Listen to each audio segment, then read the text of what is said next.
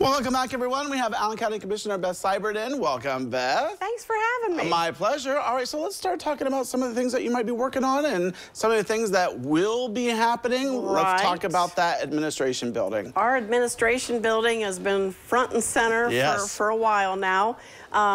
We are nearing completion with our architect, the completion of a bid spec, which means of a 36,000 four-level, because we've got 3 floors and a basement, four-level building that is going to be home to 8 different county agencies.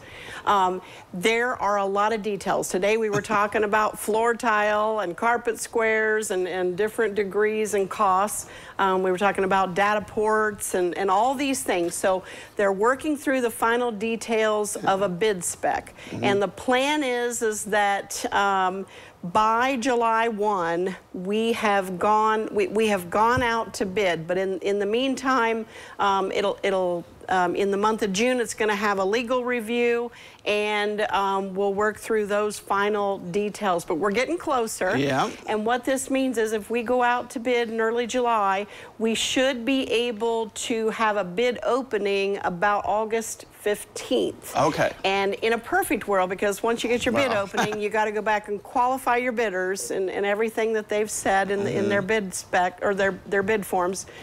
And we're hoping to be able to make an announcement of an award of a successful bidder the end of August. Yeah. That's the goal. Now, if that all goes right, and then construction would, start after that, and then we would have occupancy. Right now, the goal is occupancy and operational end of May 2026. Wow. Okay. But the current site's got to be demolished first. Yeah. And so many people have said, why hasn't it demolished yet? Well, this is going to have a 9,000 square foot basement. And we can't have a great big gaping hole in the ground for months and months and months. Yeah, safety issues alone. Right, we have to think, and think about how busy North Street is. So, and our project is going to be very close to the sidewalks. Yeah. So we're trying to stage and time the demolition of the existing Hofeller buildings, so that there'll be a minimal amount of time with a gaping hole. Right, which is nice, because I mean, obviously, also it just wouldn't look very nice.